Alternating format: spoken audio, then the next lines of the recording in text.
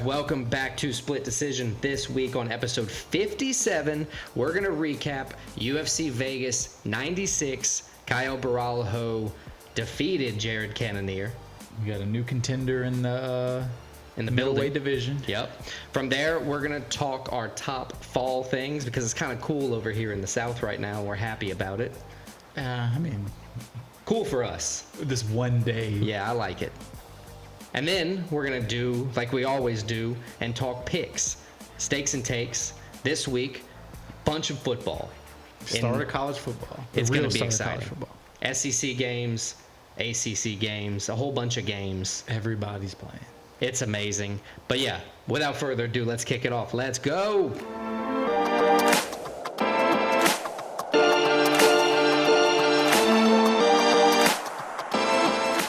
Okay, so we'll tease it a little bit in the opener. Not really tease it, we flat out said it. Hey-o. UFC Vegas 96 gave us a new middleweight contender in Borralho. Good main event. A lot of good finishes, some good fights in it. But before we get to the main card, Alex, how about we go over the prelims? Let's do the prelims first, as they were on Saturday. Victoria Leonardo zigged when she should have zagged. She got knocked out by Wang Kong just a minute and 2 seconds into the fight. Wang Kong. Everybody Wang Kong tonight. Hell yeah. Moving on, we had Jacqueline Cavalcanti. She won her 5th straight fight. This time she defeated Josiane Nunez by split decision. Cavalcanti stayed at range, using her reach advantage to secure that dub.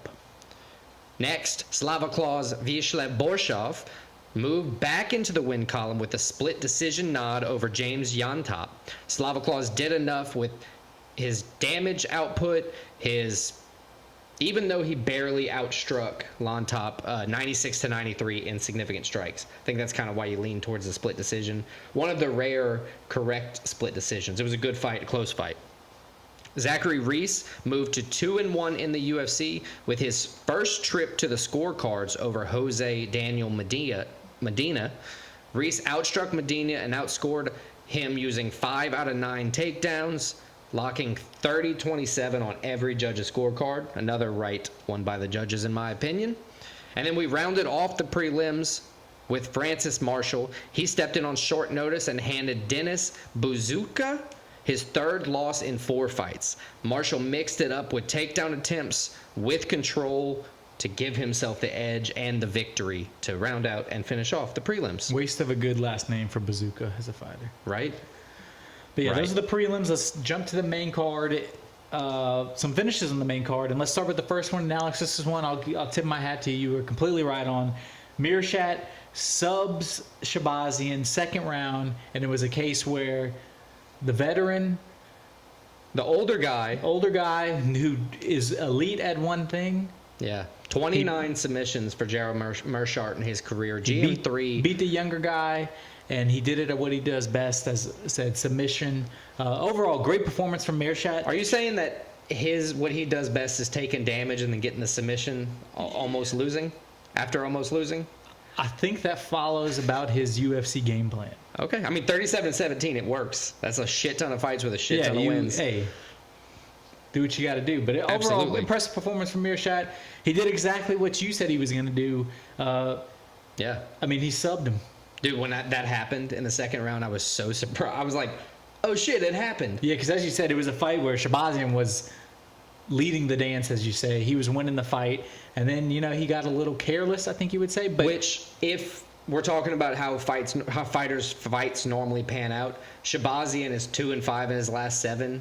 That happens to him, it seems, more often than not. Not submission, but being beaten on fights where he should statistically win. He's still he's only 26 years old. 26 years old. He's still, that shows sometimes where he doesn't have the veteran savvy. And I think this is one of those moments where, listen, the only way Meerschaert is beating you, especially at that point in the fight, is to sub you. Yeah. You got to be careful. Yeah. And he wasn't careful in Chad Meerschaert. This was a great win by him. Absolutely. It earned him one of the Performance of the Night bonuses. Well deserved. Opened up the main card great. I ask, who is next for the 36-year-old UFC vet?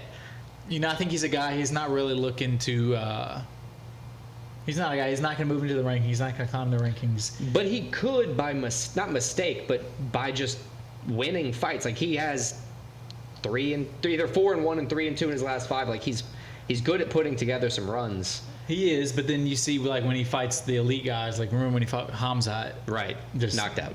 Right away. Yeah, immediately.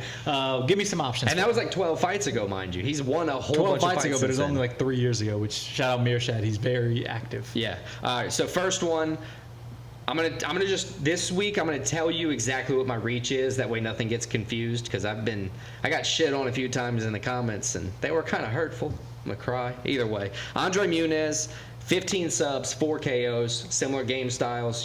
Wrestler to wrestler. I don't want to see Meerschaert take a whole bunch of damage. Just get knocked out cold. He's older. Muniz is a little older. I think it would work out. Ikram Aliskerov, he's not ranked. So, he's up there. He's close, but he's not ranked. He's on his first UFC loss. That was by knockout with Robert Whittaker when he was trying to make his jump.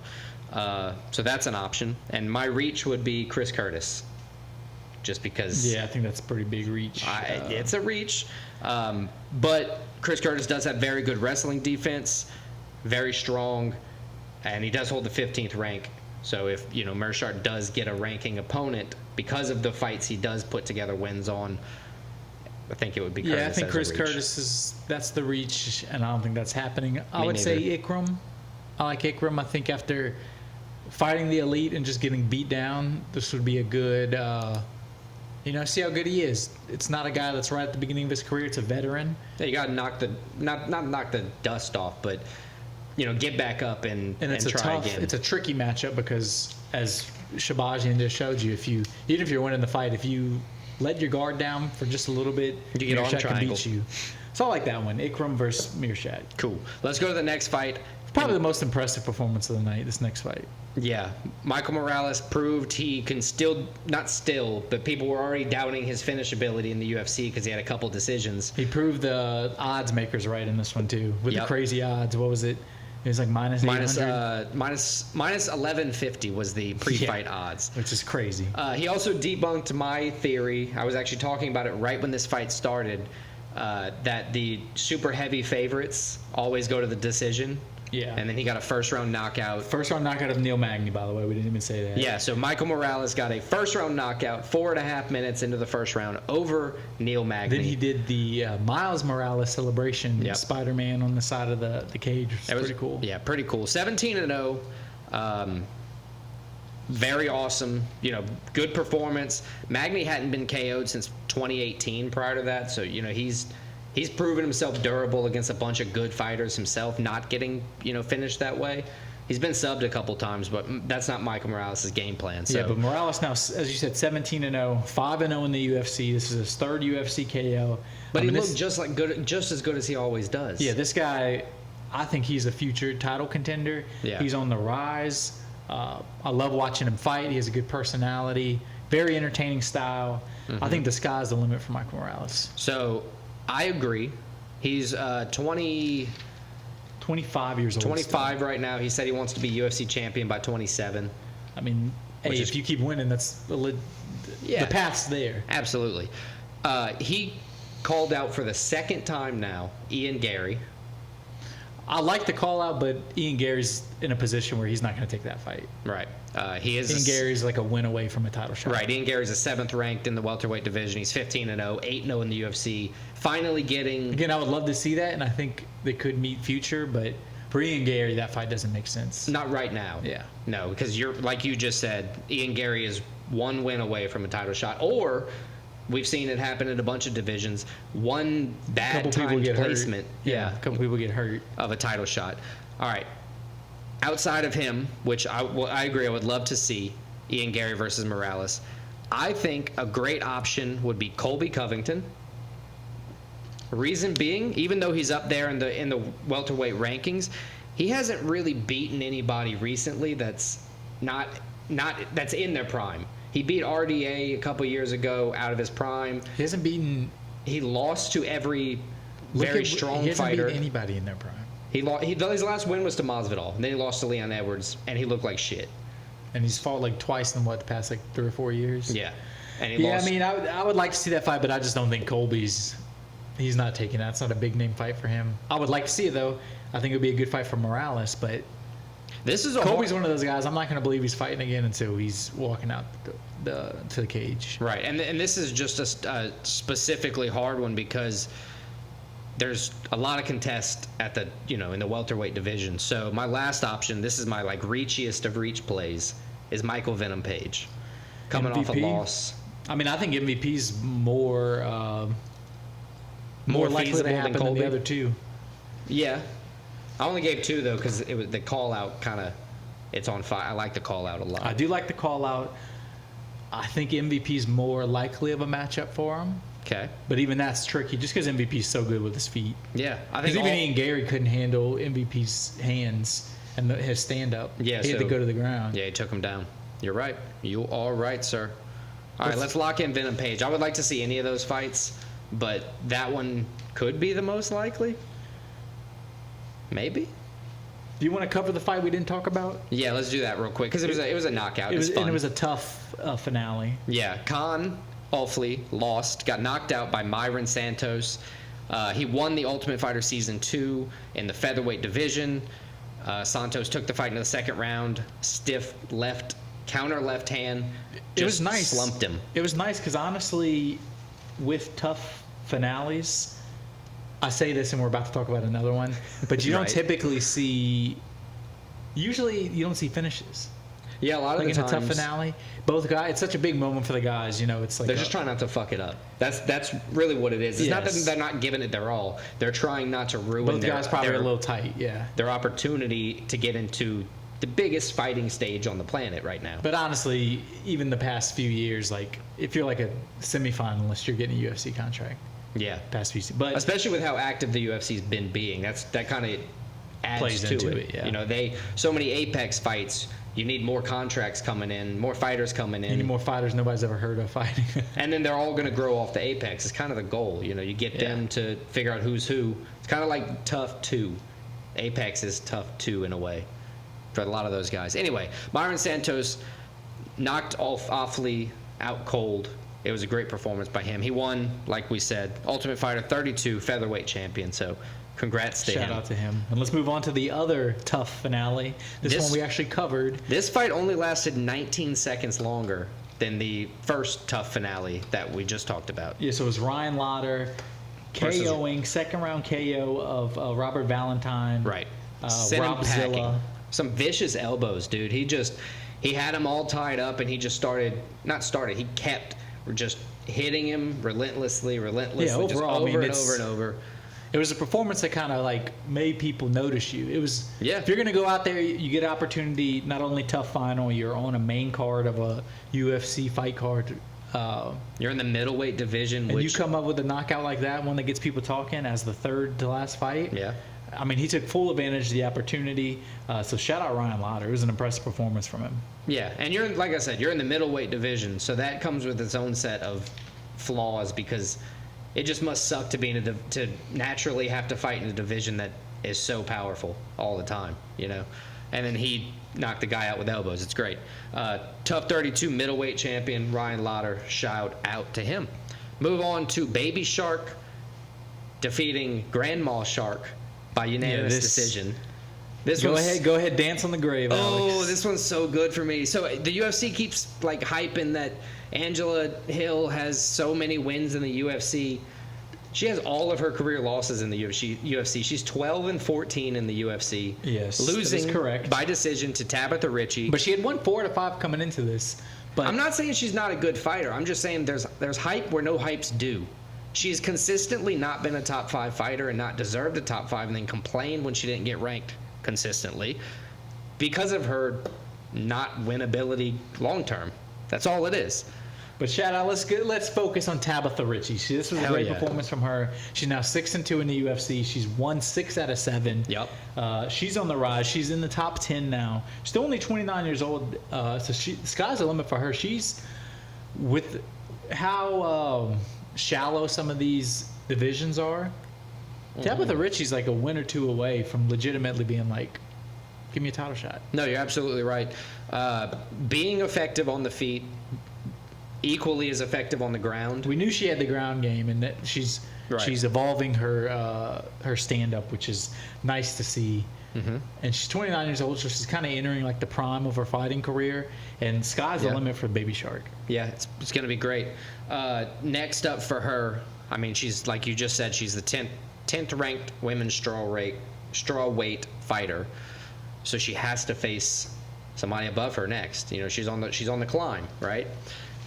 She has fought some of the people above her. She's won a couple, lost literally 2 fights in her career. I got Amanda Linos. She's a 5th ranked. She's coming off a loss. Verna Yanderova, which is not the fight that's going to happen because she's on the rise, about to get a title shot. That's my reach play. Or Yan Xiaonan, who's the 2nd ranked contender. She's pretty much the open door, in my opinion, for the next contender to get a title shot after somebody like Verna, because Yan Xiaonan's not going to fight Weili Zhang again. Not after the beatdown she got. She got fucking submitted. Yeah, but she also she held her own. A good performance at the end of the fight. But I'm just saying, she's like, there's no need for a rematch on that one. Not immediately anyway. There's a bunch of people in the strawweight division that are due a title shot as soon as the champ is ready. So I got those 3: Yan Xiaonan, Amanda Lemos, or Verna Yanderova.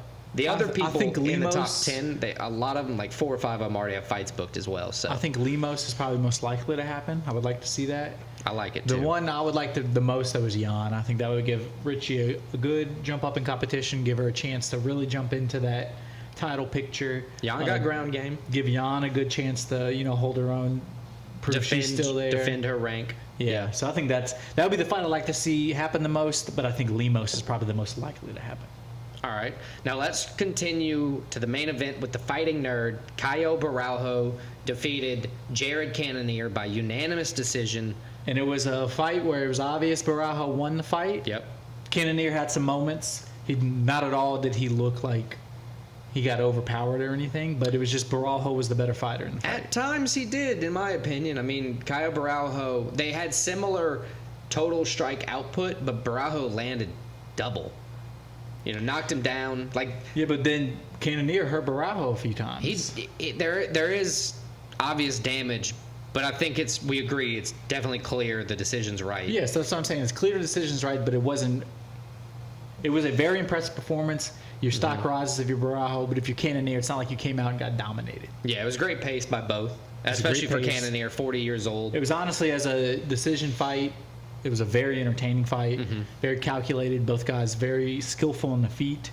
Yep. But I think the whole story is Borralho. We have a new contender in the 185 division. 7-0 in the UFC. 7-0 in the UFC. 17-1 in his career. He proved he can knock people out. He can go the distance. He has submissions in his game too. Yep. He's a likable guy. He has a good personality. He has the fake glasses. He's in a camp right now that's killing it with him, Pirates, Gene Silva. There's one of the Bruna, Brazilian women fighters. Bruna is her first name. Bruna Brazil. That's her name. Bruna Brazil. So the fighting nerds, they're on the rise. Borralho, I think, is leading the charge. Yeah, there's going to be a fighting nerd champ sometime soon. I agree. His call out, speaking of fighting nerd champ, his call out was DDP, Dricus du Plessis. I mean, I get it, but that's not happening. No. I always mention his call out. Sean Strickland, what do you think of that? We all know who Sean Strickland is. He's up there. He's waiting for a title shot. I like it, but Strickland's fighting DDP next, I believe. Dana White said what about the winner of Whitaker versus Chimaev? I think that's the most likely to happen, and I would like to see that. And it's pretty much winner gets a title shot. Yeah, you have one more fight. In my opinion, Caio Borralho needs one more win, one more good win. Ends up in a title shot. And then he's ready for a title shot. Just because there's probably a title shot made that we don't know about for du Plessis in the future after he recovers. Not like official. Sean Strickland. Yeah, exactly. That's what I'm saying. Dana White said it, so I'm assuming that's what's going to happen. Yeah. But yeah, sky's the limit, Borralho. I think he's a future. At least he's going to get a title shot in the near future. Great performance by him, though. Yeah, and then the next time we're back for UFC Fight Night, Burns versus Brady. It's going to be fun because Gilbert Burns, Sean Brady. Gilbert Burns is actually the underdog right now, which I don't agree with. Sneak peek. But yeah, that's another Apex Fight Night. September 7th. So yeah, catch us then. Peace.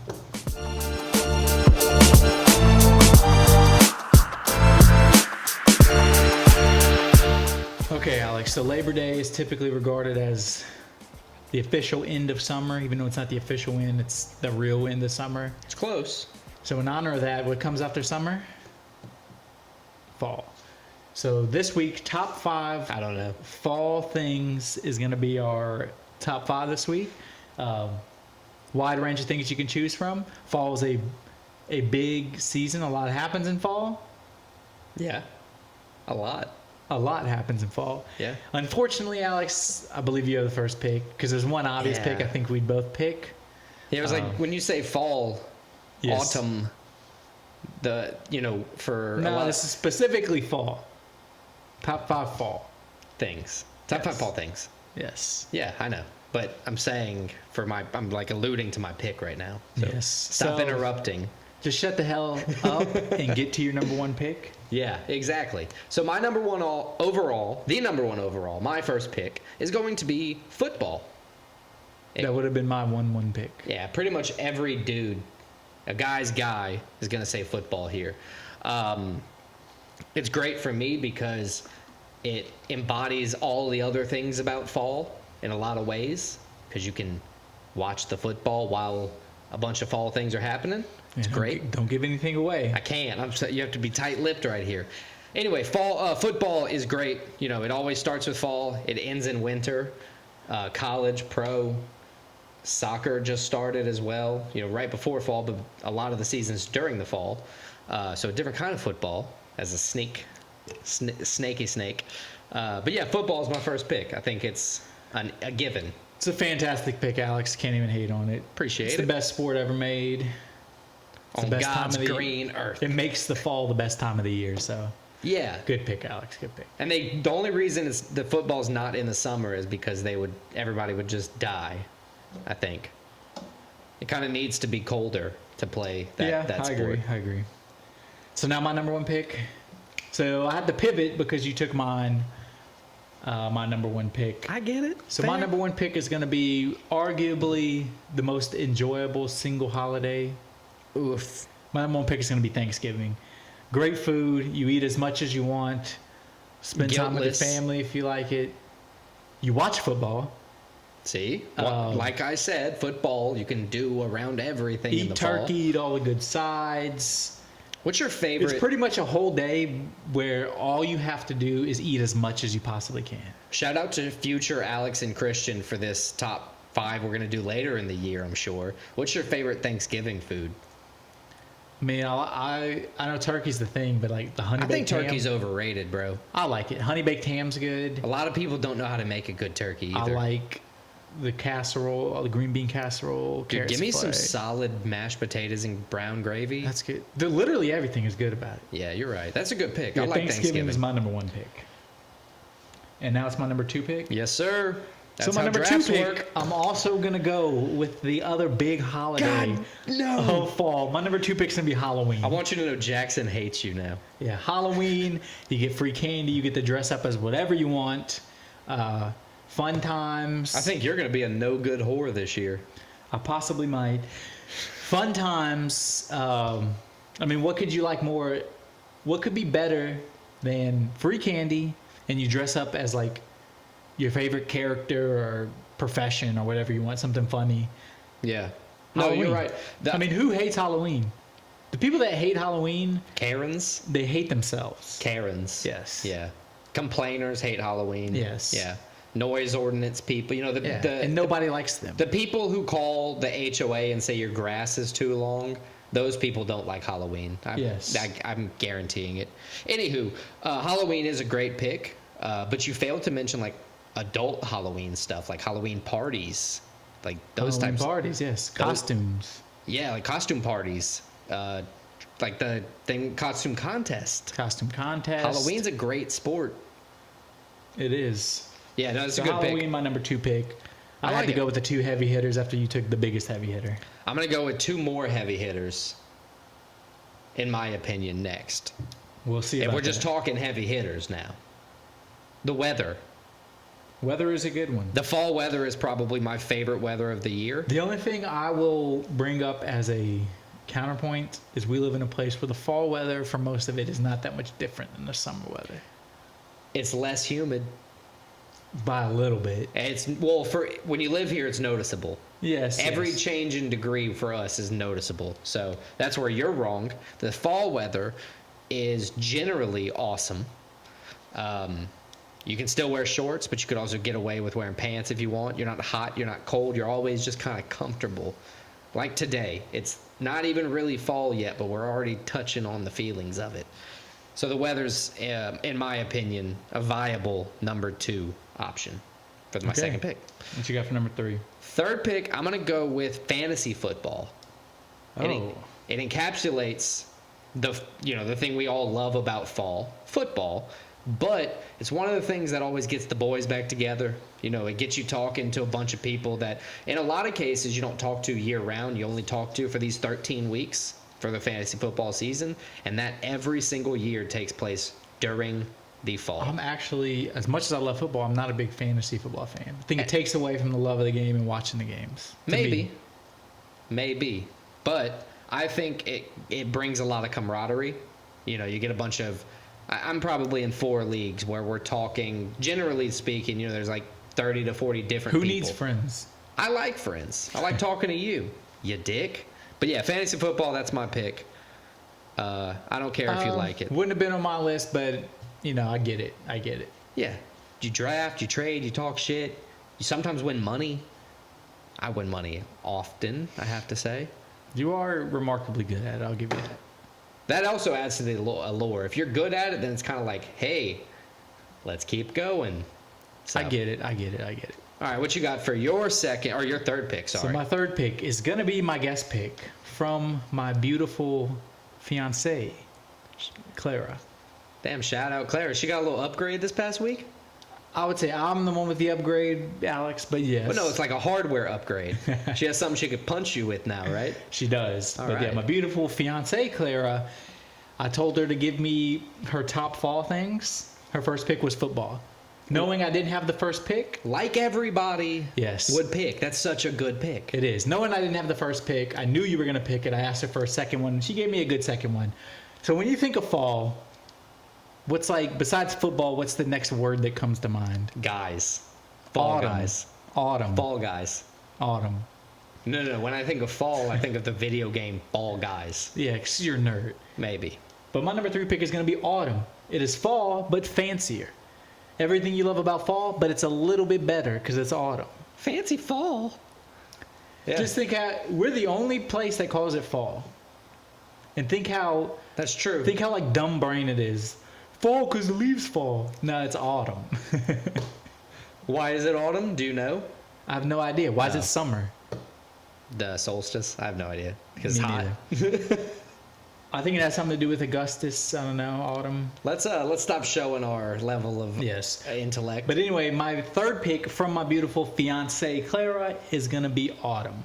I have to say, Fall, but fancier. I like the pick, and I also like the pick you made with Clara. So good job there, buddy. Thank you. I think that's the honorary number 1 pick in that. My Yeah. beautiful fiancée, Clara. There you go. All right, what's your number 4 pick? My number 4 pick, Boom. it's going to piggyback off your football pick. Okay. Not your fantasy football pick, but your real football pick. My number 4 pick is going to be tailgating. Ooh, I think it's one of the best things about the fall. Obviously, it's when football happens, but I think football tailgating is the best. As you said, you mentioned camaraderie with fantasy football. This is camaraderie. You're outside the stadium. You're having good food. You're drinking good alcohol. Yeah. Having fun with your friends. You're usually playing some kind of games. It's all fun and games. It's a big build up to the big football kickoff. So tailgating, I think it's one of the best things about the fall. This is going to be my number 4 pick. Yeah, I like that. It's a good pick. Can't complain there. My number 4 pick might be kind of weird, but this is my beautiful wife's pick, Maddie. Are you trying to one-up me? This is like the first time in Yeah, I probably think it's the first time. 7 weeks I've even asked her about the top 5. Normally leaves my ass on red because we're talking about things she has no interest in. And she's like, yeah, I don't care. This week, she told me pumpkins. That's a great fall thing for her. That's actually a really good pick. She likes pumpkin. I mean, they're seasonal for the fall. If you Google it, pumpkin is one of the top things that comes up. I'm pretty sure she Googled it and she just fed me like the top 5 things, which, whatever, she gave effort, so I appreciate it. Maddie, shout out to you. Pumpkins made it to the draft this week. 4 spot. Good job. Not a bad, good pick, Maddie. Yeah. So my 5th pick, and also you took Halloween, so I was going to give a shout out to Jackson this week. I had to pivot to a Maddie. So yeah, shout out to them. Shout out Jackson Halloween. 5th and final pick. Probably my worst pick, but it's a personal favorite. Just objectively worst. Nothing grows. You know, like grass doesn't grow, so like you don't have to cut the grass. So you just like the end of life. Pretty much. Yeah, Death. See? Death of grass. Yeah. Interesting pick. I don't like cutting grass, so like the fact that the yard work goes to 0 over, starting in the fall is great. So I think that's more of a winter thing. No. You only cut like when the autumn, that's when everything, the leaves fall. So like the dumbass Americans, that's when everything dies. I like that part because, not only is it pretty colors and all that, but you don't have to cut the grass. So lack of yard work would be weird the pick. pick, but I get it. Lack of yard work.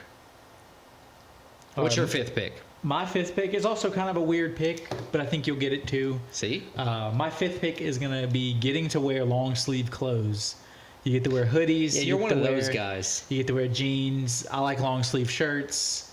Long sleeve clothes in general are better looking and they're like better clothes than the t-shirts and everything. Maybe, yeah. It's true. Maybe. It's true. Yeah. I like to dress like a 12-year-old though, so leave me alone. I mean, I say this as I'm wearing a soccer jersey right now, but long sleeve clothes. It may be topical soon though, the soccer jersey. Might be topical. Might be topical. But yeah, let's recap our top 5, Alex. I'm going to go first. My number 1 pick was Thanksgiving. Great pick. My number 2 pick, Halloween. Even better. My number 3 pick from my beautiful fiance, Clara, Autumn. My number 4 pick, tailgating. Number 5 pick, getting to wear long sleeve clothes. I get the pick, honestly. I do. For you, because I know who you are.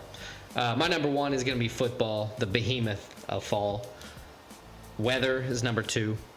Fantasy football is number 3. Number 4 is pumpkins. Shout out Maddie. And number 5 is the lack of yard work.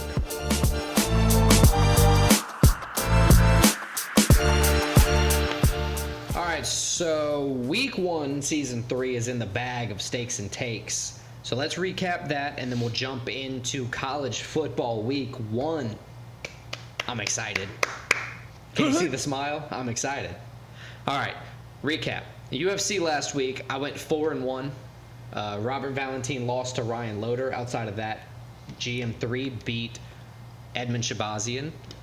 Kyle Baralho won. Tabitha Ritchie won. Who's the last one? Morales beat Magny. Morales beat Magny. There we go. How'd you do in UFC? I did 3-2. I also had I also had Valentin beating Loder, which was wrong. And I had Shabazian beating Meerschaert, which, as we talked about, was wrong. Yep. Brought some 5 picks to the board. As always, we tried to mix it up on our own. You brought some soccer, college football, first game FSU. I also brought FSU. We both lost. Yes. But I had SMU too, who almost lost. I was going to say. Thank God I didn't pick the spread in that one. You had the 27.5. They're the Cowboys, right? No, they're the Mustangs. Mustangs, that's it. So you went 4-1 in bringing your own picks. I went 3-2. So Scheffler imploded. He just had a bad week of golf. It happens, especially to the number 1 golfer in the world. He's not going to win every match. He's not going to, pay off every time. FSU lost, but I did get Vyacheslav Borshev right. I got Zach Reese right.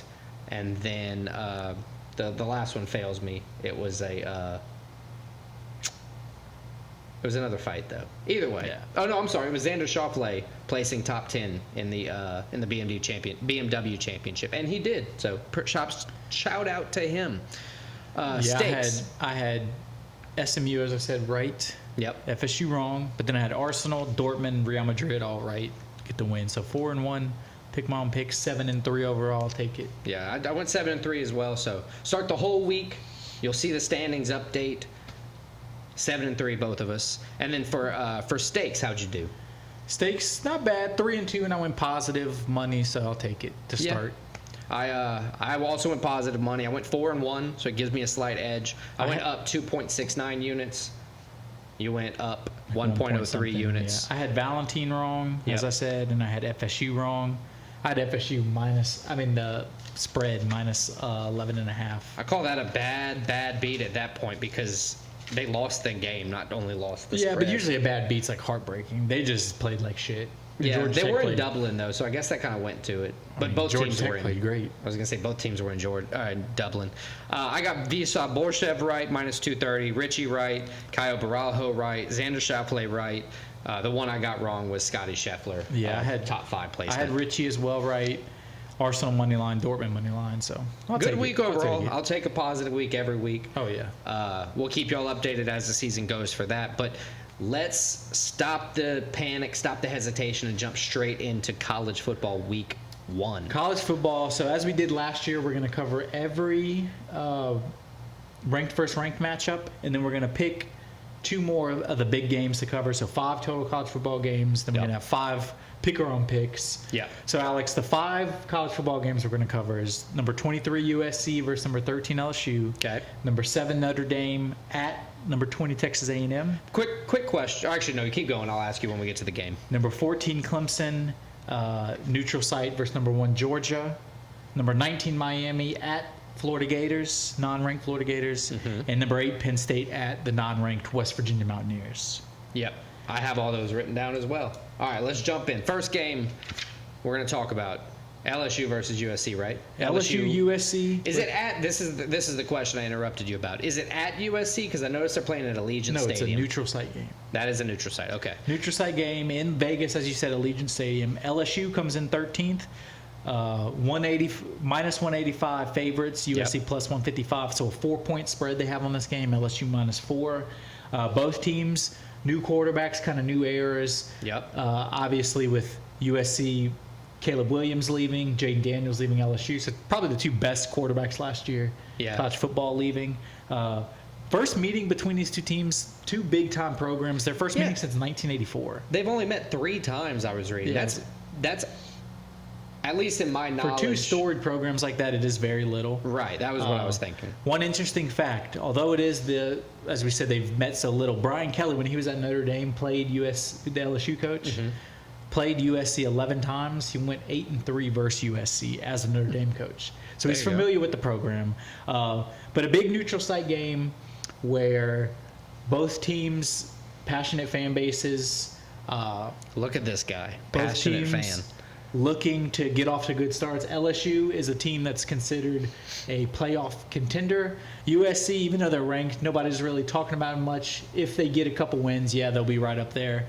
Honestly, I think it's going to be a good game. Both teams have new defensive coordinators. Both teams new defensive coordinators. Honestly, this game could go either way, but I think... What about this? LSU hasn't won a season opener since 2019 when Joe Burrow destroyed the league with those. They've had some struggles. Last year they lost. And USC hasn't lost a season opener since 2016 when they lost to Alabama. I mean, they did get their shit kicked in. Yes, but like also 56-9 or something. In LSU's defense, they've been playing tough games as their openers, as this one is. USC has not been playing tough games as their openers. Either way, I'm going to lean with the hometown crowd. I got to go LSU. I mean, it's not home. They're in Las Hometown crowd. Vegas. Our hometown. Okay. Like that's I'm what going saying. LSU too. I think this is a big year for LSU, big year for Brian Kelly. His 3rd year as the coach. Who's the quarterback for LSU this year? Garrett Nussmeier. Yeah. Big time recruit. His dad's a college, an NFL quarterback coach actually. He's a crazy arm. In the bowl game, he balled out. But so did USC's backup quarterback. He balled out. But I think LSU has a little more talent. And last year, they've made progress each year in Brian Kelly. I think this is the year they're a playoff team.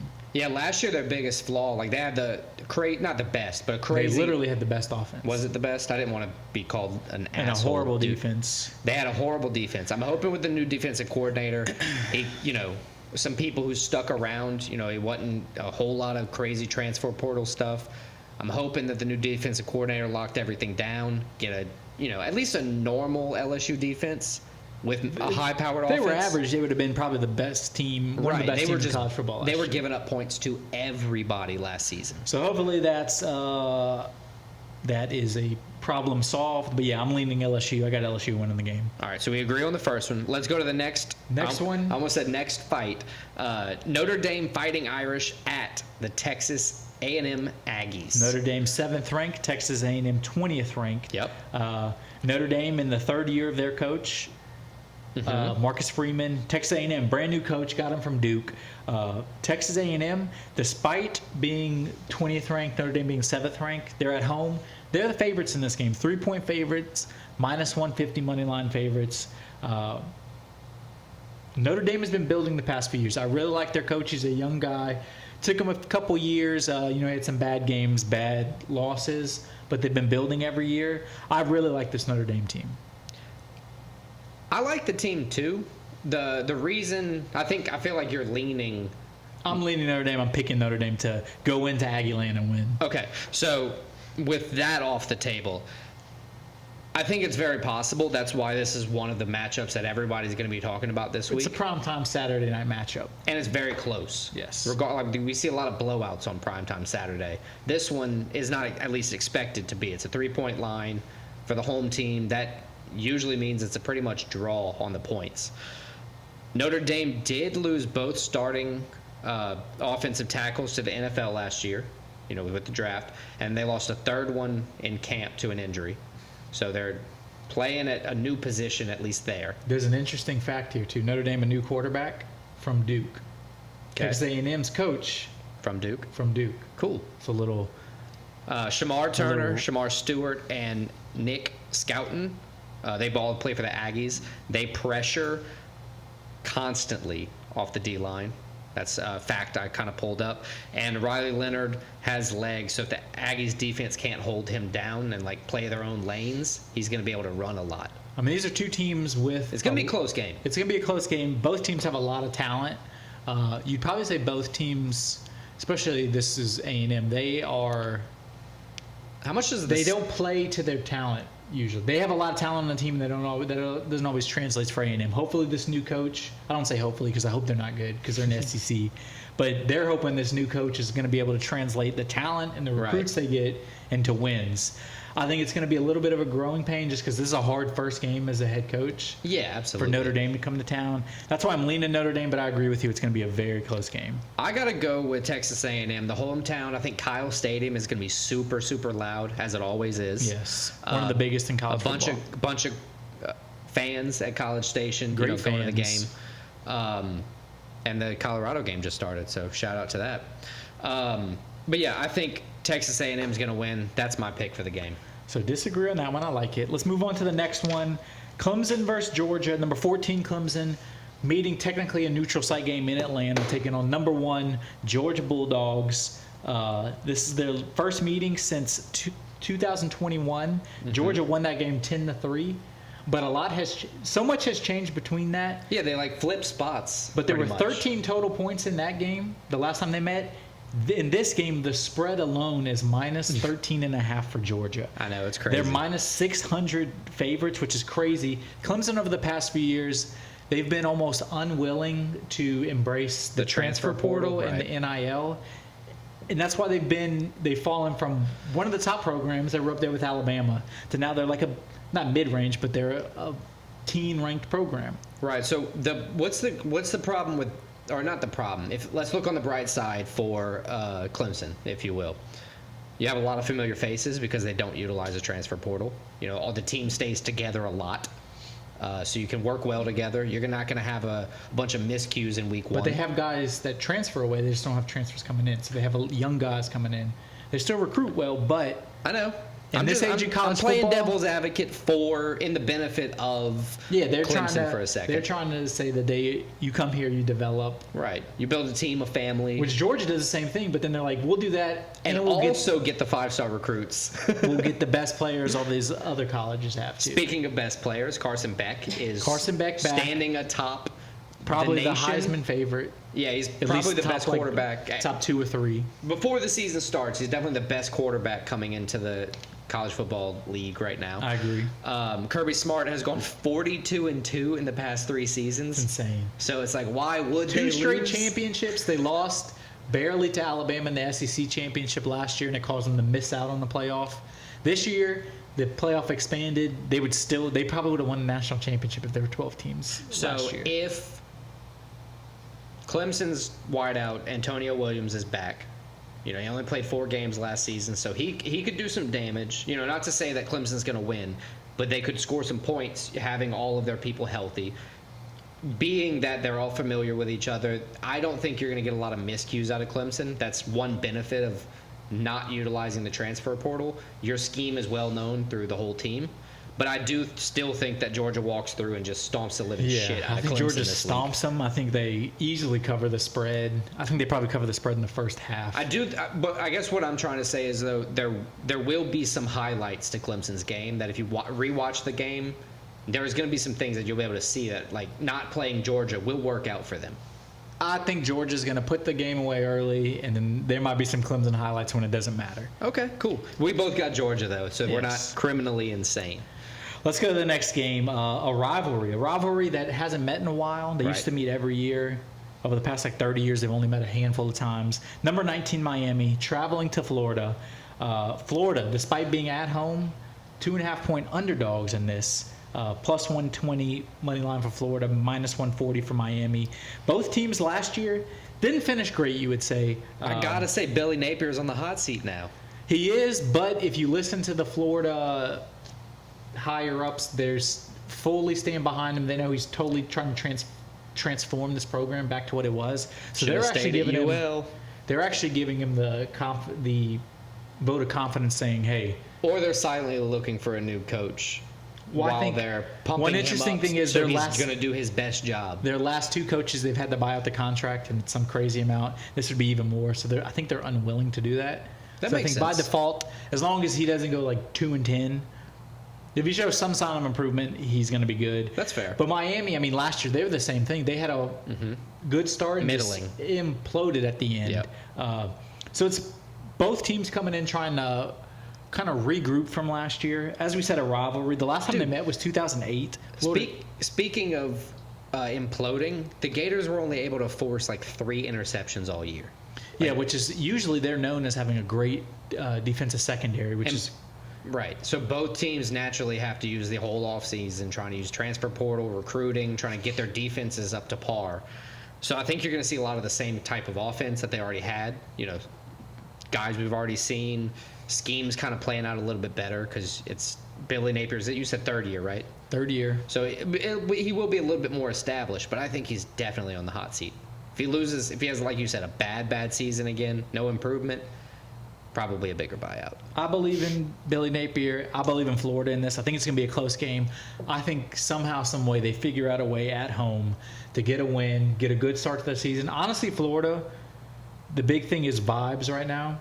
They need this to go in to start the season okay, we can do this. Vibes are high, man. No, they need vibes to be high. Vibes right now are kind of, they could go either way. Right. They need this to get vibes high. They need to come into this game pumped up if they stand a chance, and I don't think they will. I think Miami, the Hurricanes, because one interesting are going to stand on business. Is Miami, their coach Cristobal, he's also on the hot seat. Also his third year. Yeah. If he doesn't have a new good quarterback though, Cam Ward. We'll see how that works out. We'll see how that. This is his third college. He's I know WSU, but he had good stats at WSU. He had great. Yeah, he was one of the top quarterbacks in the transfer portal this year. Right.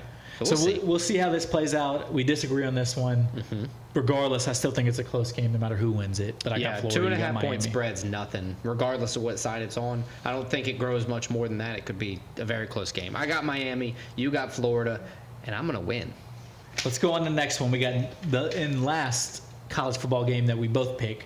Number 8, Penn State, traveling to a tough place to play in Morgantown, West Virginia, taking on the West Virginia Mountaineers. Penn State, minus 320 favorites, 8-point favorite. West Virginia, though, they finished very strong at the end of last year. They showed a lot of improvement, good offense. I think they won either the last 5 or 4 of the last 5. One interesting thing about Penn State, they play games close. They usually play up or down to their opponents. Mm-hmm. So they'll have a lot of games where they're the better team and they're winning, but the score will be a little closer than you would think. 8.5 point spread still isn't crazy. This is a hard place to play, too. Morgantown's a hard place. West Virginia usually has talent. They usually put up a fight. I think Penn State goes into Morgantown and gets the win, but I think it's going to be close, and I think it's going to be closer than 8 points. Yeah, I agree that Penn State's going to come in and win. I agree that it's going to be closer than 8 points. But I think the bigger thing here is going to be, or for Penn State anyway, defensive miscues need to not happen.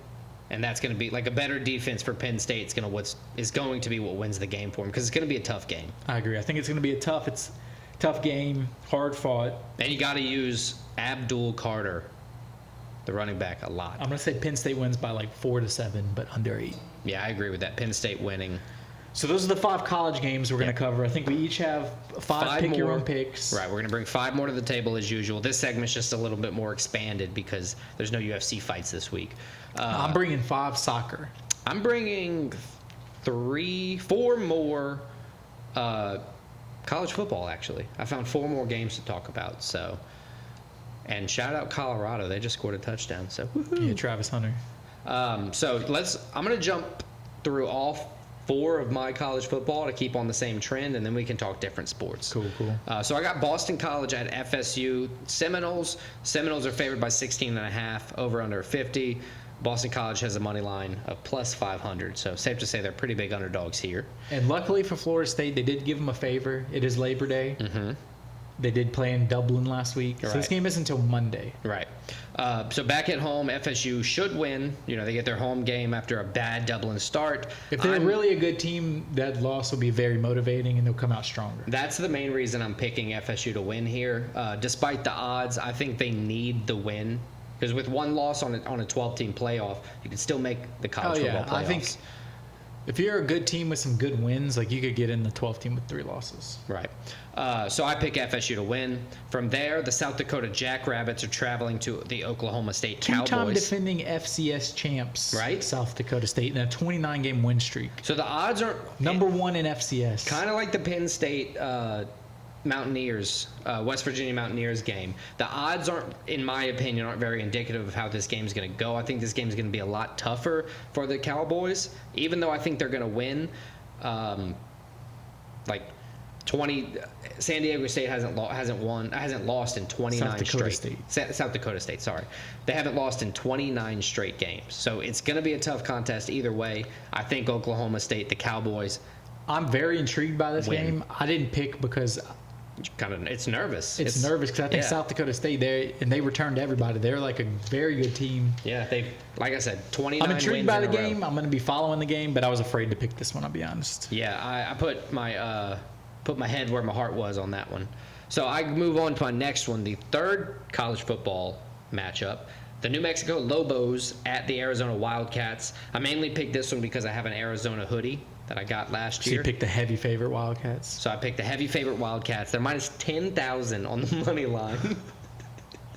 It's crazy. New Mexico has a really bad defense. I believe New Mexico lost to everybody. I think they played last week and lost to Montana State. Yeah, they're 0-1. They have a decent offense for what they are. Close week 0, but against FCS Montana State. Right. Arizona going to win. I think that's a given at this point. Western Kentucky at Alabama. Crimson Tide is the next one. Man, you're just going all the heavy favorites, huh? Dude, you know how hard it is to pick different things whenever you don't watch soccer? They got baseball. No problem picking baseball and golf. I'm shit at baseball, homie. So, Western Kentucky is going to lose to Alabama. Oh, shocker. Woo, yeah. Defense, though, they do get 2 interceptions per game is what they're averaging. Last year. Yeah. Totally different team. Right. They're still going to lose to Alabama. So Alabama is my pick there. And then I got one PGA Tour. I'll just give that to you now. Yeah, just give us the PGA. So for the Tour Championship started this morning. Was it Scotty Scheffler to make the cut? No, because there's no cut, you dick. Tony Finau for a top 20 finish. He's currently sitting at 24th at the end of day. Top 20? Top 20 finish. That is 14 of 21. He's placed top 25. So he hasn't had a great year this year as far as like wins and everything, but he's making top 25s. I'm hoping he gets a little bit better than that for a top 20 finish. There you go. Tony Finau, top 20. Boom. Cool. Tour Championship. Let me give you my 5 picks. 5 soccer, as we said. First one, Arsenal hosting Brighton. Yep. Both teams won their first 2 Premier League matches. I think Brighton, that's a good start for them. Arsenal, it's an expected start. Arsenal at home, I got them. It's an expected start. Sorry. I got them beating Brighton, continuing their path towards a Premier League title this year. Next game, West Ham hosting Manchester City. Okay. West Ham has won one, lost one. Man City has, of course, won their first 2 games. Man City's won the last 4 meetings in this matchup, and I believe Man City continues to win. I got City winning this one. Then we're going to go to Spain. Barcelona hosting Real Valladolid. Okay. Your guess is as good as mine there, buddy. Barcelona has probably been the most impressive team in La Liga so far. 3 wins started off. Valladolid 1 win, 1 draw, 1 loss. I got Barca winning is what I'm going with. Fair. Next one, also in Spain, Real Madrid, Real Betis. Madrid is off to a slow start this year. Betis also off to a slow start. But I think Madrid starts to find their way. Mbappe, I'm going to call he scores a goal, his first Madrid goal in this game. I got Real Madrid beating Betis. And then my last one, we're going to go to Germany. Bayern Munich taking on Freiburg. Both teams won their Bundesliga opener. Okay. I got Bayern Munich winning this one. Shout out Harry Kane. Shout out Harry Kane. I learned something since last season, guys. I can name like 3 total players now. It's crazy. So there we go. So I got Arsenal, City, Barcelona, Real Madrid, Bayern Munich. Nice. All right, let's jump into stakes. Like we said last week, the current standings, 4-1 for myself, plus 2.6 units, 2.69 units to be exact. Christian, 3-2 to start the season. We're both positive. You're up 1.03 units. Let's jump into where we're putting our money this week. You got 5, right? I got 5. 10 units? 10 units, 3 college football, 2 soccer. All right, give me all 5 of your bets, where you're placing them, how you're placing them, how many units. Give me your social security number, and then we'll go from there. All right, so I'm going heavy LSU in this one. 4 units LSU with the points. So LSU -4. That's Okay. a -110 odds. So I think LSU wins by more than 4. That's what I'm saying. Yep, good explanation for the unlearned out there. My next one, I got 2 units. Notre Dame Fighting Irish money line plus 130. That's 6 units total, That's 6 guys. units right there. My next one, 2 units. West Virginia plus 8 at -110. So I picked Penn State to win the game. It's 8 units. But I think West Virginia covers. Plus 8. That is a good line. I So like West that. Virginia plus 8. Then I got 1 unit Arsenal -310. 1 unit Man City -240. Both of those money lines. Okay, well, let me double check. 4, 5, 6, 7, carry the 1. All right, yep, 10 units. I like that. Good job. I like your picks. I'm bringing 5 as well, as we said. But I'm going to put 2 units on everything. I'm going to start off with Tony Finau, top 20 finish, -250. Oklahoma State, -360, money line. Penn State, the Nittany Lions, money line, -310. Texas A&M Aggies, money line, -155. And the LSU money line, -180. Like I said, 2 units on everything, locked in. Well, there you go. I think that kind of wraps up the episode 57. Yep. So next week, busy week. We got UFC. What is it? Brady versus Burns. Brady Burns, Apex Fight Night. We got college football week 2. Yep. We got NFL week 1. That's exciting. We're going to give you a top 5. We're going to give you more stakes and takes. So check us out next week for episode 58. It's going to be a jam-packed week. Football's back, baby. Let's go.